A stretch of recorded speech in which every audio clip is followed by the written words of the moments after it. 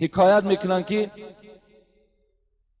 گفته بود است به گوریستان از آن روزی که خوابم چنین در گریه و حال و تباهم. ابوبکر و راقی هزارها شاگرد داشتند، خدمت‌های شایسته در اسلام کردند. گفتن از آن روزی که در همین گوریستان پای قدم کردم هیچگاه از گریه خالی نبودند. اینا استادش نقل میکند. وقتی پرسانش کردند چرا اینقدر گریه میکنی، تو اینقدر خدمت نشان داده هستی، اینقدر آدم پاکیزه بودی، و ای گفته است و گوریستان از آن روزی که خوابم چنین در گریه و حال و تباهم. از درد میان و دست و پای، خنک زدگی، پروستاتیت، سستی کمر، بیماری عصب‌ها، ریختن موی سر و مانند این رنج میکشید. با رقم‌های +7 92 58 71 0044 زنگ زده برای دسترس کنید داروهای گیاهی سونامد فرمایش گذارید. برده رسانیدن داروها کاملا رایگان است. اینچنین این داروها را از دلخود داروخانه شهرهای روسیه با تخفیف از 10 تا 15% خریداری کردن می توانید. سونامد، طبابت با گیاهای شفا بخش. السلام علیکم دوستان عزیز. آیا شما برای گذشتن از سرحد دشواری میکشید؟ مهلت حجت‌هایتان به آخر رسیده است. پس من برای شما خدمت رسانی شرکت نور محمد را پیشنهاد میکنم. با ماشین‌های نو و زمانوی، با باوری و اعتماد کامل، توسط رانندگان مرد و زن شما را از منزل استقامتیتان تا خط سرحد برده برای عبور مرز مساعدت می نمایند. یادآور می شویم که اگر شما از نام شبکه حاجی میرزا مراجعت نمایید برایتان تخفیف ارائه کرده می شود. رقم ها برای تماس جمع 7 926 319 59 61. وقتی پرسانش کردن چرا اینقدر گریه میکنی، تو اینقدر خدمت نشان داده هستی، اینقدر آدم پاکیزه بودی، و ای گفته است و گوریستان از آن روزی که خوابم چنین در گریه و حال و تباهم، که هر مرده بیارن سوی گوریستان ندارد ده یکی اون نور ایمان. از این گریه دارم، از این احوال من بد است که 10 نفری که میارم به گوریستان هر کدامش که در قبر میگذارن خبری او اعلان میشد که این آدم ایمان نآورده است. این عذاب من، این دهشت ها و این غم منم از حساب همین است که این بندگان خدا به ایمان به خانه آخرت خود سفر کرده ایستادند. و دیگر مسئله گور در اینجا صحبت شد. برادرای عزیز، در بالای قبرستان ها اسراف نکنید. بالای گورستان ها در این سیمنت هایی که برده میریزین، مقبره هایی که شما میکنین، اینها از روی دستورات اسلامی جایز نیست. اینا در اسرافات میدراید. اینا اسراف هستند. اسلام ضد اسراف است. اسراف نمیخواهد. اسرافکارها را دوست نمیدارد. باید که قبرستان های ما و شما، قبرهای ما و شما عادی باشند. برای نشانه میلش یگان سنگی را اگر برده گذاشتیم در اون هم اینقدر آیه های کریمه می نویسند، بسم الله الرحمن الرحیم می نویسند، تاریخ سال می نویسند، شعرها می نویسند. اینها را ننویسید، اینها جایز نیستند. بالای قبرهاتون گچکاری نکنین، حدیث های پیغمبر است. بلکه می توانین در قبرستان هاتون درخت شینانین، قبرستان ها را به گلزارها مبدل کنین. قبرستان ها یک منظره های زیبایی شوند. اون گل های تر و تازه تسبیح مرده را میگویند. لیکن این مناره هایی که شما میکنین، اینقدر اسراف هایی که بالای گورستان ها میکنید، اینها را اسلام برای شما رخصت نمیدهد. شما گناهگار میشوید در این مبلغ هایی که در اون مقبره های بالای گورهاتون صرف میکنید. حضرت مولوی جنونی را خدا رحمت کند میگوید اگر گورت همه نقش و نگار است، چی سود پر در لحد گر اژدهار است. چی فایده دارد بالای قبرها را اینقدر نقش و نگار کردن وقتی که داخل قبر از اژدها خالی نباشد؟ وقتی داخل قبر عذاب داشته باشد این نقش و نگار به کی فایده دارد؟ برادرای عزیز و پدرای مهربان، همه شما آینده زیر قبر می روین، کاری کنین که داخل آباد کنین، بیرون آباد کردن هیچ معنی نداره. میلش از گروه های پدر و مادرهامون خبر میگیریم، اطرافهاش را تازه میکنیم، سبزگاری میکنیم، درخت میشینانیم، لکن عمارت نمیکنیم. عمارت جایز نیست. در مسئله ها من چندین بار خبر دادم که حتی اگر گورکنها در داخل قبر ساعتش فراموش کند، لباسش فراموش کند یا بیل میکندگیش فراموش کند، اگرچه در اسلام قبر دوباره کندن جایز نیست، لیکن برای آن که این ساعت فراموش شده است یا لباس فراموش شده است یا بیل فراموش شده است که به این آدم‌های زنده محتاجند، برای این اسلام رخصت میدهد که قبر دوباره کنین. ببینید در لحد غشت پخته ماندن مکروه است میگوید. برای چی؟ برای که به غشت پخته آدم‌های زنده محتاج هستند. یا اگر در لحد تخته مانی مکروه است میگوید، برای به تخته آدم‌های زنده محتاج هستند. برای مرده چی در کار اینها را؟ نکنید برادرای عزیز. اینا احترام پدر و مادر هم نشانه میدهد. شما در دنیا دعای پدر و مادر را گیرین، این بهتر است از او که بالای قبر او را اگر تو طلایی کنی. بسیاری فرزندها هست که پدر و مادر را در حیات ناخشنود میکنن، خفه از دنیا روانشان میکنن و بعدن چیکار میکنن؟ بعدن دیگر میبینی که هفته ها نان دادن، بعد بالای قبرهاشان دیگر میبینی که هر گونه نقش نگار دادن، وای به تو فایده نمیکنه. پدر و مادر در حیات دعاشو بگیر، در حیات با او معامله نکن. این است بردی شما. و دوم، سوالی که این برادر ما کردن، به دعوت خانه‌ای که صدقه کرده باشد رفتن درست است یا نه؟ امروز انشاءالله من باوری کامل دارم که این مسئله خیلی حل خودش یافتگی است. اگرچند که در دوره‌های کمی چند سال پیش بعضی از شعارهای نادرست و بعضی از تبلیغهای نادرست وجود داشت که هر جایی که اگر صدقه را شنیدین یا نان را شنیدین حتمی روین. این دروغ است. صاحب 4 کتاب خدا رحمت کند میگوید اول آن باشد که مانندی مگس، مردی ناخوانده شود مهمان کس. هر کی او مهمان کس ناخوانده شد، نزد مردم خار و زار و رانده شد. آدمی ناخوانده گفته است حکم مگس دارد، حکم پشه را دارد. پشه را بینین از این خانه به او خانه، از او خانه به او خانه حرکت میکند، عاقبت در یک خانه میزنن نابودش میکنن. آدمی که دعوت نداشته باشد، آدمی که او را به سوی اون خانه نخوانده باشند ترک کنین. این دروغ است که نانشونیدین باید که رفتن واجب باشد.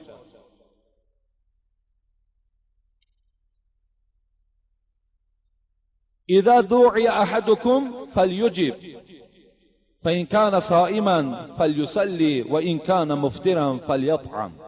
پیغمبر خدا گفتند وقتی اگر کدام از شما را به کدام خانه دعوت کردن فلیجب، اجابت کن، رو به اون خانه. اگر تو روزدار باشی در اون خانه دعا کن، اگر روزخور باشی از طعامش استفاده ببر. حتی روزدارم که باشی دعوت قبول کن. در اون خانه چکار میکنی؟ دعا میکنی. لیکن اگر روزخور باشی از طعامش استفاده میبری. و اینجا یک مسئله دیگر هم پیدا شد. اگر در کدام خانه ای که رفتید مبادا پیش شما طعام آوردن، این یک فعل پیغمبر بود که اگر رسول اکرم طعام معقولش میشد طعام میخورد، اگر مبادایی که این طعام شور میشد یا مزه نمیداشت وای عیب نمیگرفت، وای کمبودی این طعام نمیگرفت، بلکه میگفت که من اشتها ندارم. اینم یک صورت مسئله هست که امروز در چندین خانه هایی که ما و شما مهمان میشویم همان طعام میچشند. اگر کمی لذت نداشته باشد در بین مردم اعلان میکنند یا شور است یا لذت ندارد یا دیگر. اینم از آداب مهمانداری نیست.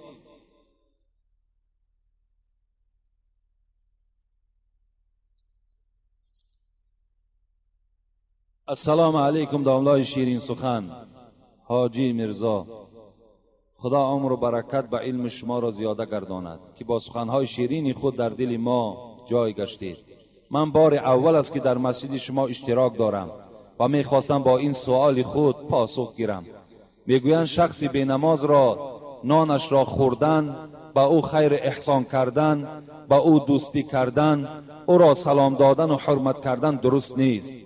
ولی ما را چنین شخصان و مرا چنین شخصان به خانه خود دعوت میکنند، سلام میدهند، با ما دوستی کردن میخواهند، خیر و احسان و حرمت میکنند. بگویید که ما جوانان در این معامله چیکار کنیم تا اینکه دشمن مردم و دشمن خدا نگردیم؟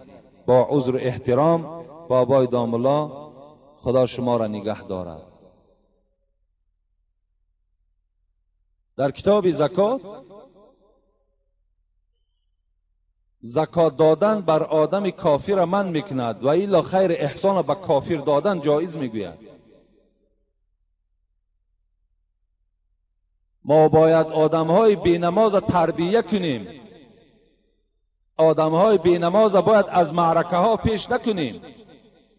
اونها را با چشم حقارت ننگریم. اونها را دشنام ندهیم.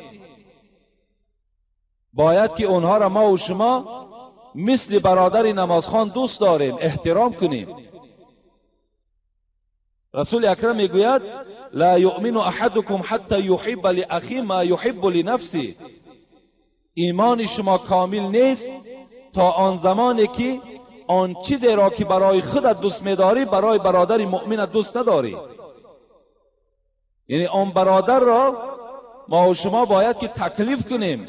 اگر تکلیفی بر خانهش کند به خانهش می رویم و در خاندانش وقتی که ما و شما نعمتهای خاندانی او را خوردیم باید که باید شینانده و نصیحت کنیم. هارون الرشید یک قصه یادم آمد.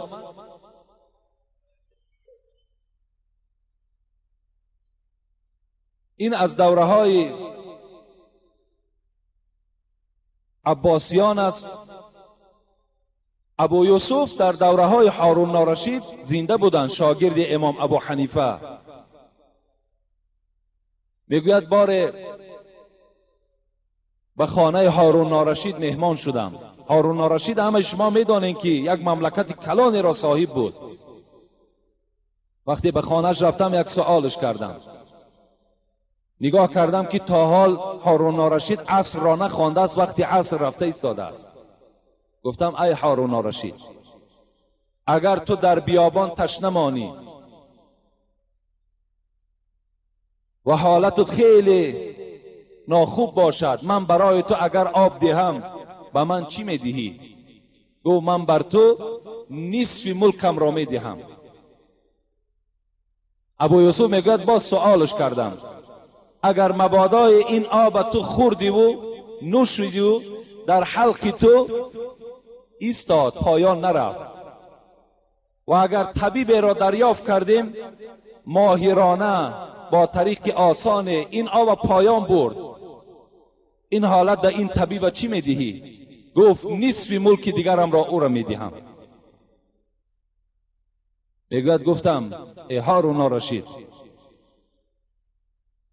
وقتی که دولتت را ملکت را برای یک آب دادن من و برای یک طبیبی که آب و پایان روان میکند میدهی، پس آن پروردگاری که برای تو این آب مهیا کرد، این آب آفرید و خالق این آب همون پروردگار است، چرا که نماز عصر تا نخوانده؟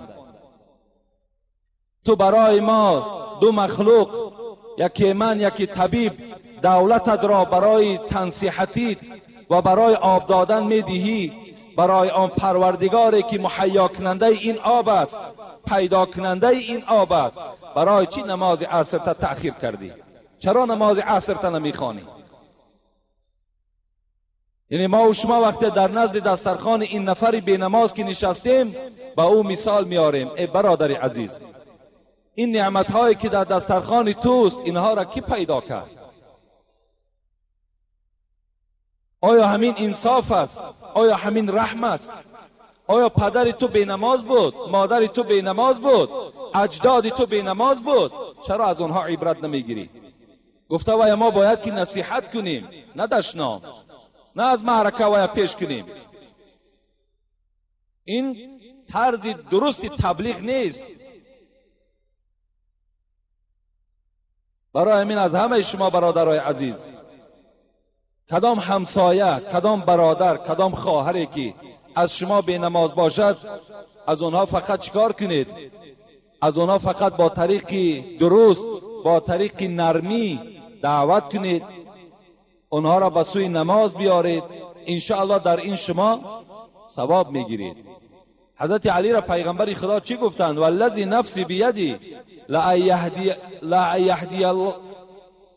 یعنی حدیثی هست که ای علی، اگر از دست تو یک نفر اگر هدایت بیابد، این در نزد پروردگار خوشتر است از یک اشتر سرخمویی که تو قربانی میکنی. یعنی از این خاطر شما یک آدم اگر اهل هدایت گردانین، تصور کنید که از یک اشتر سرخمویی که شاید وای چندین هزار سامان قدر دارد، شما در راه خدا خیر کردگی هستین.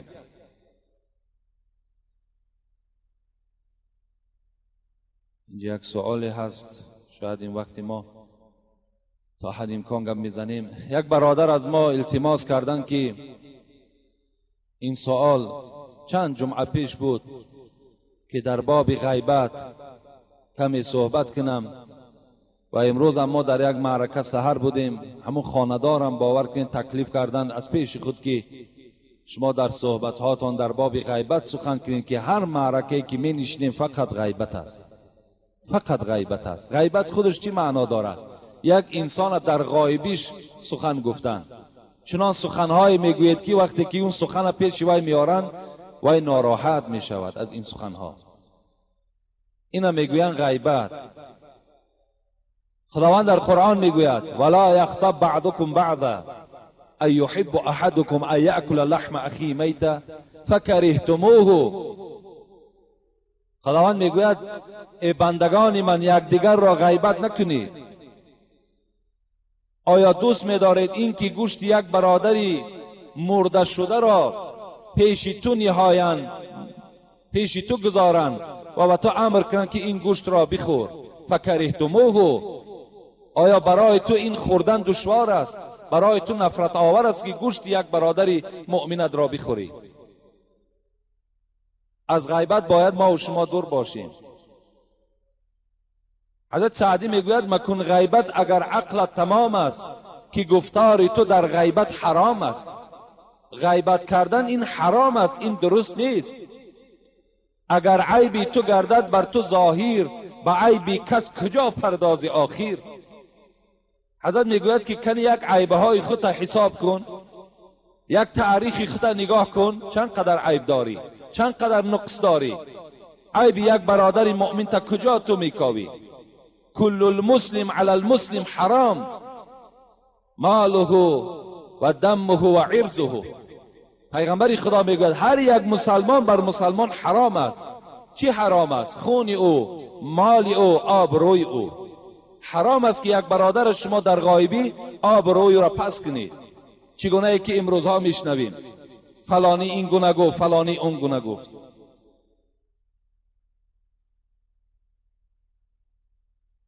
مالک ابن دینار را حکایت میکنند که میگوید بسیار عادت مبارکش این بود که در قبرستان می نشست، فقط در قبرستان می نشست. گفتن ای مالک ابن دینار، تو کجا می نشینی؟ نخواد جای شیشتن نیافته باشی که نشستگاه خود قبرستان در قرار دادی. حضرت مالک ابن دینار چی گفتند؟ گفتند ای مردم، گفتند من در بین قوم نشستگی هستم که اگر در بین اونها ماها که نشینم کسی اونها مرا آزار نمیدهند. من در یک مکان نشستگی هستم که اونها مرا آزار نمیدهند اگر یک ماه همراه اونها نشینم، و اگر وقتی که از پیش اونها خارج میشوم و خانه میآیم کسی اونها مرا از پسم غیبت نمیکنند. و حضرت گفتند نشستن با مرده ها بهتر است از آن که با نشستن زنده ها، که امروز اگر در بین مردم نشینی آزارت میدهند، اگر از معرکه بیرون شوی از پس غیبت سر میکنند. حضرت مالک ابن دینار گفتند هزارها بار بهتر است از شما باری زنده های غیبت گرده همون مرده هایی که خاموش هستند. امروز زنک ها الکی قفا ماندند. غیبت این اولا از زنها بود، امروز مردها این غیبت گرفتند که در هر معرکه‌ای که می نشینیم، کدام معرکه‌ای نباشد، حتمی غیبت در اونجا وجود دارد، بی غیبت نمی شود. رسول اکرم می گوید من یضمن لی بین لحییه و ما بین رجلیه اضمن له الجنه. کسی اگر ضامین گرداند خودش را به سوی من این که زبانش را داشته می تواند و بین پایش را از حرام نگه می دارد، اضمن له الجنه، من هم خودم را ضامین می گردانم که وی را وارد جنت بگردانم. کدام شما اگر قوت داشته باشین و خودتان را ضامین گردانین در نزد پیغمبری خدا که ای پیغمبری خدا، من این زبان فقط در یاد خدا و در تعریف بندگان خدا و در فقط خوشگفتاری صرف میکنم، رسول اکرم برای تو ضامین میشود که تو را وارد جنت کند. من کان یؤمن بالله والیوم الاخر فلیقل خیرا او لیصمت. پیغمبری خدا میگوید کدام شما ایمان داشته باشید، البته کدام شما را الحال گوین ایمان داری، البته میگوی ایمان دارم، اگر به ایمان گوین شما را باور کنین چندقدر قهر و غضب شما بلند می شود. لیکن رسول الله با ایماندارها مراجعت دارد. ایماندارها، کسانی که میگوید ما به خدا و پیغمبر ایمان داریم، فلیقل خیرا، فقط هر وقتایی که زبان تا در حرکت میدراری فقط سخن نیک بگو.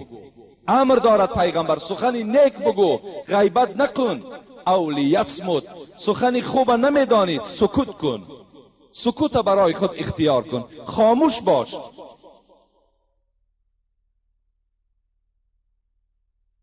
و آخر دعوانا ان الحمد لله رب العالمین. انشاءالله اینجا در حق برادرانی هستن که دعا میکنیم. اینجا یک برادر التماس کرده است، التماس یگان 20 دقیقه زیادتر گپ زنید از دوشنبه مهمان ها. اینجا در الحمدلله که مهمان های زیاد داریم و این 20 دقیقه را ما نمیتونیم که البته الحال دراز کنیم، زیرا ما میتوانیم که از قسمی یعنی از ساعت های 11 هم موعظه ها منحصر کنیم. میتوانیم انشاءالله اینم یک فکر میکنیم، شرط شرایط هاش میابیم تا که همین 1 ساعت نه بلکه 1.5 ساعت کنیم. لیکن اینجا در باز یک گفت حکیم ها ناگفته نماند. میگویند سخن خوش ز هرچی مرغوب است، شیوه اختصار مطلوب است. همین سخن خوب اگرچه مردم در رغبت میارد، اگرچه مردم مست میشود، اگرچه مردم یعنی یک خواهشات زیادش پیدا میشود، باز میخواهد که سخن درازتر باشد. لیکن این شاعر میگوید که شیوه اختصار مطلوب است. من میگویم که سخن خوش کمترش بهتر است. برای چی؟ مثال میارد که شهد اگرچه نفع بیگران دارد، چون از آن پرخوری زیان دارد.